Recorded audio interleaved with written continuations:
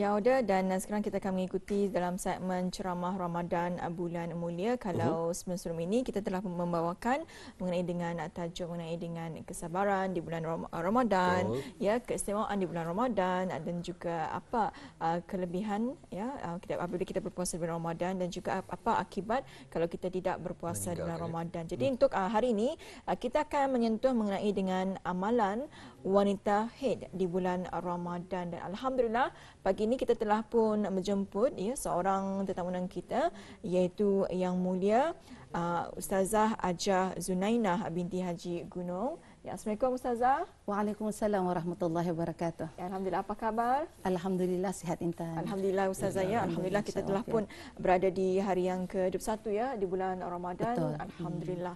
Jadi Ustazah, kita ni akan menyentuh mengenai dengan amalan wanita haid di bulan Ramadan. Jadi sebagai mukadimah, mungkin boleh Ustazah perkatakan sedikit mengenai dengan tajuk kita pada pagi ini. Alhamdulillah, terima kasih Intan. Penonton yang dirahmati Allah, sebagaimana yang kita ketahui, haid adalah salah satu fitrah kepada kaum wanita dan ia adalah satu anugerah Allah Subhanahu wa taala, yang mana apabila kita kedatangan haid dalam bulan Ramadan, dengan sendirinya kewajipan berpuasa itu ditegah. Dan jika pun kan berpuasa pun Myanmar, maka hukum puasa kita ni pun tidak sah juga. Jadi untuk para wanita yang sedang dalam haid itu, sebenarnya perkara tersebut ia adalah ada mengandung hikmah di sisi Allah Subhanahu wa taala. Kerana menurut Al-Hafiz Imam Ibn Hajar rahimahullah menyatakan dalam kitab Fathul Bari yang mana syarah hadis bilangan 304 menyatakan bahawa wanita yang haid itu adalah dilarang oleh Allah Subhanahu wa taala, yang mana larangan itu adalah merupakan satu perintah Allah, itu ta'abbud, yang mana ia wajib dipatuhi oleh semua kaum wanita. Kerana sebagaimana yang kita ketahui, apabila ia disebut sebagai ta'abbud, dia tu artinya kita ni dah dapat lagi mempertikaikan lagi mengapa, kenapa, itu satu anugerah. Oleh sebab itu sebahagian ulama ada juga menyatakan tu Intan, di antaranya menyatakan bahawa larangan ini adalah merupakan satu rahmat Allah juga kepada kaum wanita. Rahmat dalam arti kata ia adalah kasih sayang Allah Subhanahu wa taala. Cuba kita ni bayangkan, apabila wanita yang dalam haid itu pada hari pertama, hari kedua, kadang-kadang diorang tu lemah kerana keluar darah haid. Tetapi kelemahannya itu kalau dibawa lagi berpuasa, maka ditakuti ia boleh menimbulkan mudarat. Jadi di sana sebenarnya dari segi kesihatan, untuk kepentingan kesihatan juga. Jadi kita ni sebagai kaum wanita, kita ni terimalah takdir Allah Subhanahu wa taala itu. Kerana sebenarnya kita ni ketahui, apabila kita ni tidak diwajibkan berpuasa, masih ada ruang dan peluang lagi untuk kita ni mengqada sebelum masuk bulan Ramadan tahun baharu Turki. Dan kita ni perlu bersabarlah dalam arti kata redha dengan ketetapan Allah Subhanahu wa taala. Redha dalam arti kata kita ni hendaklah bersabar kerana Allah Subhanahu wa taala ada berfirman dalam surah Az-Zumar ayat 15, a'udzubillahi minasyaitanir rajim, innama yuwaffas sabiruna ajrahum bighairi hisab. Yang mana maksudnya ialah sesungguhnya hanya orang-orang yang bersabar sahaja akan disempurnakan pahalanya tanpa batasan. Jadi di sini kaum wanita yang dirahmati Allah, jelas kepada kita, jika kita ni bersabar dengan ketentuan Allah Subhanahu wa taala dalam masa kita ni bulan Ramadan tidak berpuasa, insya-Allah kesabaran kita tu akan diberi pahala oleh Allah Subhanahu wa taala tanpa batasannya. Wallahu a'lam. Masya-Allah ya Ustazah. Ya. Jadi bagi wanita yang mengalami haid di bulan Ramadan, mereka tidak hukumnya adalah mereka tidak dapat berpuasa ya. Ya, jadi tidak wajib berpuasa. Tidak wajib berpuasa. Jadi apa yang boleh dilakukan ni Ustazah supaya mereka ini mendapat pahala di bulan Ramadan yang suci ini? Macam mana? Jadi alhamdulillah, sebenarnya walaupun kita ni tidak diwajibkan berpuasa, tidak diwajibkan bersembahyang bagi wanita yang haid, dan hatta tidak boleh membaca Al-Quran, sebenarnya ada lagi ruang dan peluang untuk kita ni mendekatkan diri kita ni kepada Allah Subhanahu wa taala. Jangan kita ni bersedih. Tambah-tambah lagi di dalam 10 terakhir Ramadanannya, kita ni ada lagi ruang untuk kita ni mendekatkan diri kepada Allah Subhanahu wa taala. Salah satu cara kita ni ialah jika sekiranya kita tidak dapat berpuasa, maka tidak dapat sembahyang, tidak dapat mengaji Al-Quran, maka kita ni ada ruang lagi untuk mendekatkan diri ialah dengan memperbanyakkan zikir kepada Allah Subhanahu wa taala. Zikirnya dalam arti kata kita ni dapat mengingat Allah Subhanahu wa taala. Kerana menurut ulama iaitu Sa'id bin Jabir di dalam kitab Fathul Al-Azkar ada menjelaskan, ulama menyatakan apa saja perbuatan atau amalan yang kita ni lakukan semata-mata kerana Allah, dan semata-mata untuk mentaati perintah Allah Subhanahu Wa Taala, itu dinamakan zikir juga. Jadi amalan perempuan yang dalam haid ni di dalam bulan Ramadan antaranya ialah hendaklah ia melakukan zikir. Zikir ni banyak sebenarnya Intan. Jadi antaranya kita ni bertasbih, subhanallah, maha suci Allah. Kita ni bertahmid, alhamdulillah, membaca alhamdulillah. Dan kita ni juga boleh lagi bertakbir, Allahu Akbar, dan hauqalah, iaitu la haula wala quwata illa billahil aliyil azim. Artinya itulah kalimah yang boleh kita ni buat sepanjang hari, semampu-mampu kita ni, tidak dihalang. Kerana perkara-perkara tersebut boleh mengundang pahala arah kita ni, dan dengan sendirinya kita ni boleh mendekatkan hati kita ni kepada Allah Subhanahu Wa Taala.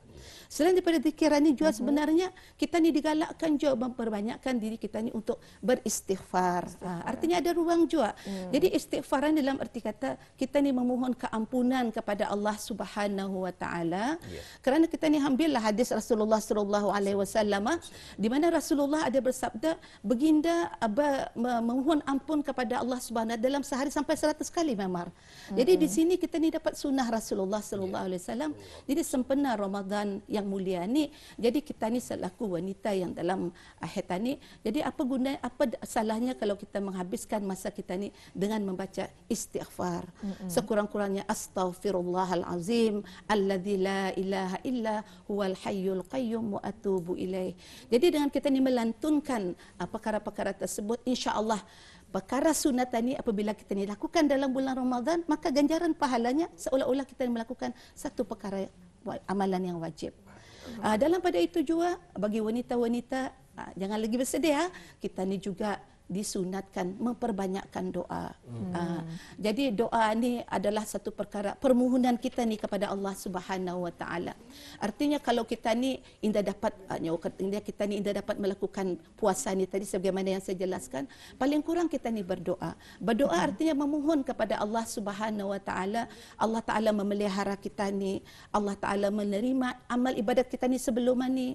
Dan kita ni ingat juga ni Rasulullah sallallahu alaihi wasallam ada dipertanyakan oleh isteri baginda Sayyidina Aisyah pada malam terakhir 10 terakhir Ramadan ini, kita ni sebenarnya umat Islam iski akan mencari malam yang penuh keberkatan, itu malam Lailatul Qadar. Jadi Siti Aisyah bertanya, ya Rasulullahnya, sekiranya pada malam itunya malam turunnya Lailatul Qadar, apa yang patut saya buat? Jadi Rasulullah sallallahu alaihi wasallam mengajar isteri baginda, bacalah doa ini. Allahumma innaka afuun karim tuhibbul afwa fa'fu anni. Simple saja doa ni. Kita ni mohon, wahai Tuhanku yang maha pengampun dan maha pemurah, suka kepada ampunan, maka ampunilah aku ya Allah. Jadi kita ni selaku wanita, jadi ruang-ruang itu ada dapat kita ni lakukan. Dalam arti kata di sini ni kita ni boleh bermunajat kepada Allah Subhanahu Wa Taala, tidak kira malam atau siang untuk berdoa. Kerana sebagaimana yang kita ni ketahui, Allah Taala ada berfirman, kerana Allah Taala ada menjelaskan, wa idza sa'alaka ibadi anni fa inni qarib ujibud da'watad da'i idza da'an. Ya Allah Taala, di mana Allah Taala berfirman di dalam surah Al-Baqarah, di mana Allah firman, apabila seorang hamba itu bertanya kepadaku wahai Muhammad, katakan kepada mereka bahawanya aku dekat kepada mereka. Artinya Allah Taala ni ada jauh, ia dekat arah kita ni. Allah Taala fa inni qarib. Ya Allah Ta'ala, aku memperkenankan doa bagi hamba-hamba yang berdoa kepadaku. Jadi di sini sudah sebagai satu green light Muammarah kepada kita ni bahawa di dalam bulan Ramadan ni kita ni jangan kita ni terlalu kita ni takut untuk berdoa tu. Amalkan doa ni kerana kita ni yakin Allah dekat kita ni meminta dengan Allah Subhanahu Wa Taala. Dan amalan-amalan seterusnya lagi barangkali Ya, silakan. Jadi kita ni digalakkan untuk bersedekah. Ni bersedekah ni kita ni maklum kalau kita ni di negara Brunei Darussalam, alhamdulillah kita ni puji daripada peringkat NGOs, swasta kerajaan, kita ni dan orang ramai ringan tangan di dalam bulan Ramadan ni. Dalam sama-sama kita ni berbagi rezeki. Jadi di dalam hadis Rasulullah ada menyatakan bahawa sebaik-baik sedekah adalah sedekah di bulan Ramadan. Jadi di sini menunjukkan kepada kita ni bukan saja bulan Ramadan pulang kita ni bersedekahnya, perlu kita ni fahami. Sebenarnya pada bila-bila masa di bulan lain pun kita ni digalakkan untuk bersedekah. Tetapi di dalam bulan Ramadan ini kita ni gandakanlah. Ya, pahala Kita ni gandakan. Kerana Rasulullah sallallahu alaihi wasallam sebagaimana diteraskan dalam hadis, dalam bulan Ramadan ini Rasulullah lebih pemurah daripada angin yang bertiup. Bayangkan tu lebih pemurah. Jadi Imam Ibn Hajar ada menafsirkan daripada lebih pemurah ini artinya di dalam bulan Ramadan ini Rasulullah sallallahu alaihi wasallam lebih concern baginda tu kepada orang-orang yang memerlukan. Baginda memberi bantuan tanpa pilih kasih. Jadi di sini menunjukkan kepada kita apa salahnya kita ni selaku wanita, kaum wanita, jika kita ni ada kemampuan dan dapat berpuasa, kita ni sediakan bajet semampu kita ni bersedekah. Jadi bersedekah ni pun juga penonton yang dirahmati Allah, bukannya kita ni hanya fokus kepada duit semata-mata, daripada kita ni anggota badan kita ni itu pun boleh kita ni bersedekah Intan dengan memberi senyuman, itu paling murah sudah Intan. Artinya kita ni memberi tenaga, buah fikiran, itu adalah salah satu sedekah juga. Apatah lagi bagi orang yang mempunyai kemampuan, kelebihan harta. Jadi di sanatah kita ni sama-sama menginfakkan, berbagi rezeki kita ni, dan kita ni berikan. Ini lagi siapa? Ada siapa di sunat kita ni memberikan sedekah ni? Kerana dalam hadis Rasulullah sallallahu alaihi wasallam ada menyatakan, sebaik-baik tempat kita ni memberi sedekah ni, utamakan dulu keluarga kita ni. Lepas satu harap keluarga lagi, kepada apa lagi? Family kita ni, kedang sanak kita ni. Dan lagi kepada jiran. Dan yang paling penting kepada yang berhajat. Yang berhajat ini dalam arti kata paling kurang kepada fakir miskin. Dan juga kepada anak yatim. Kepada orang-orang yang memerlukan seperti ibu-ibu tunggal, para balu atau mereka tu orang sentiasa mengharapkan bantuan kita ni. Dan bantuan itu pun kita ni ingatkan tiada lain niat kita ni semata-mata untuk meraih ridha Allah Subhanahu wa taala. Jadi selain daripada bersedekah yang saya jelaskan itu tadi, ingin juga dikongsikan di sini ni kita ni dalam haid atau jua apa kurangnya kita ni juga kalau ada juadah bahawa tahu orang bersungkai arah kita ni. Indah memilih sampai beratus orang tu memar. Jadi mana yang termampu kita 2-3 orang. Kita ni sedekah. Jadi di sana tu kalau kita ni bersedekah menjamu Ramadan tu menjamu bersungkai bersama ahli keluarga tu, kita ni mendapat 2 pahala. Masya-Allah. Atau pahalanya, satu pahala kita ni bersedekah, yang kedua kita ni dapat mengeratkan tali silaturahim kita ni. Jadi di sana tu itulah Ramadan itu boleh mendekatkan diri kita ni lebih kasih sayang antara satu dengan yang lain. Baik, saya rasa mungkin ada juga pernah ditanyakan di mana mengenai tentang berbuka ni juga. Biasanya kalau siapa yang menyungkaikan orang ini, orang akan berpuasa seperti orang berpuasa demikian. Bagaimana pula dengan bagi mereka wanita yang mempunyai haid ini? Adakah puasa mereka itu masih lagi sama ataupun berkurangan? Ini pernah juga ditanyakan. Okey. Jadi kalau kita ni membaca hadis Rasulullah sallallahu alaihi wasallam ada menyatakan man fattara shaiman kana lahu mithlu ajrihi ghaira annahu la yanqusu min ajri shaima syai'a. Di mana maksudnya di sana hadis Rasulullah, barang siapa yang menyungkaikan orang yang berpuasa, maka baginya pahala orang yang berpuasa itu tanpa mengurangkan apa-apa jua pahala orang yang berpuasa. Jadi kalau kita ni lihat daripada hadis Rasulullah sallallahu alaihi wasallam ni, kadang-kadang kita ni jangan jua kita ni aku indah berpuasa, indah tu dapat apa-apa ni. Tapi kalau kita masih berpegang dengan hadis Rasulullah sallallahu alaihi wasallam ni, jelas kepada kita ni indah berpuasa kerana uzur syar'i, bukannya suka-suka atau kerana uzur syar'i yang wajib kita ni patuhi. Jadi alternatif kita ni kalau aku indah dapat puasa hari ni, why not aku cuba hadis Rasulullah sallallahu alaihi wasallam ni.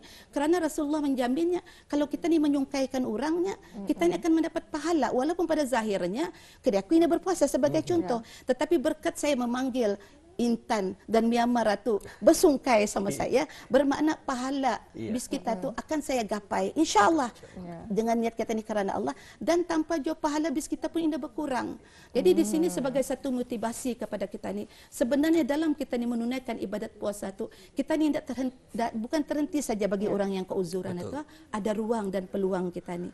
Jadi di sini dapat kita ni membuat satu kesimpulan, dapat kita ni buat sekumpulan bahawa untuk kita ni mengharapkan pahala berpuasa tu tu nah bagi yang berperempuan bawa bersungkai. Kalaupun dia dapat bersungkai jo, kadang-kadang kita ni tidak dapat bawa bersungkai. Kita ni menyediakan masya-Allah Intan. Kita ni menyediakan makanan untuk peranak kita ni, untuk suami kita ni dan ahli keluarga serumah tu menyediakan sungkaian. memasak segala asam padasnya. Itu adalah salah satu daripada bantuan kita ni untuk menyediakan sungkayan itu pun meraih pahala dari Allah Subhanahu wa taala. Masya-Allah. Jadi memberi makan bagi orang yang berpuasa ya. Dan juga bagi orang yang berbuka.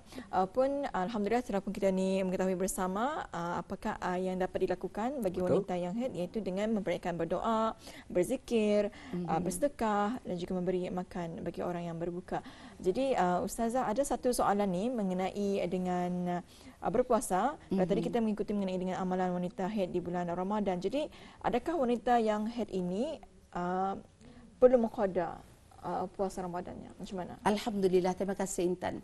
Jadi sebagaimana yang kita ni ketahui, apabila seorang wanita itu dalam keuzuran syar'i datang darah haid, maka pada ketika itu tidak wajib baginya berpuasa Ramadan. Kalaupun dia akan berpuasa juga terlampau rajin mana pun, indah dapat, indah sah puasanya. Dalam pada itu, bagi wanita yang berkeuzuran ini, ia wajib mengqada. Wajib mengqada puasa yang tertinggal dalam bulan Ramadan itu sebelum masuk bulan Ramadan yang baru. Jadi di sini menunjukkan kepada kita, jangan kita ni terlepas pandang. Kadang-kadang kita ni confuse juga. Kadang-kadang ada durang, kadang-kadang kita ni confuse dengan sembahyang. Ini perlu kita ni ulas juga barangkali ya. Kalau wanita yang haid, ia indah wajib bersembahyang. Tetapi sembahyang yang tinggal ketika ia dalam haid itu tidak wajib qada. Tidak wajib qada sembahyang ditinggal itu. Tetapi kalau dalam bulan Ramadan, wanita yang haid itu ia indah wajib berpuasa, tapi puasa yang tinggal itu wajib diqada. Jadi di sana perlu kita ni amat-amati, jangan yang dirangkum semua indah wajib diqada. Yang indah wajib qada ialah sembahyang fardu 5 waktu yang tertinggal masa haid itu. Tetapi yang wajib qada ialah puasa Ramadannya. Jadi amat jelas sekali apa yang telah pun diterangkan oleh Ustazah. Jadi itu sedikitlah, mungkin ada yang orang kita ni keliru mengenai dengan kenyataan tersebut. Jadi alhamdulillah kita ni telah pun mengetahui antara amalan-amalan wanita haid di bulan Ramadan yang perlu diraih di bulan Ramadan. Jadi kepada kita jangan bersedihlah ya apabila kita apatah lagi di 10 malam terakhir ini, memang ya kita ni rasanya rugi rasanya ya, tapi sebetulnya ada perkara-perkara ataupun amalan yang dapat dilakukan ya di bulan Ramadan ini. Betul. Dan untuk pertemuan kita di hari ini, Auda, semoga apapun juga persoalan yang mungkin bermain di minda Auda terjawab sudah oleh pengongsian bersama ceramah daripada narasumber kita, iaitu Yang Mulia Puan Ustazah Hajah Zunainah binti Haji Gunung, kerana bersesudian mengongsikan bertajuk kita pada hari ini, Ustazah, amalan wanita haid di bulan Ramadan. Untuk itu Ustazah, kita ucapkan terima kasih dan semoga kita bersua lagi Ustazah. Assalamualaikum. Waalaikumsalam warahmatullahi wabarakatuh.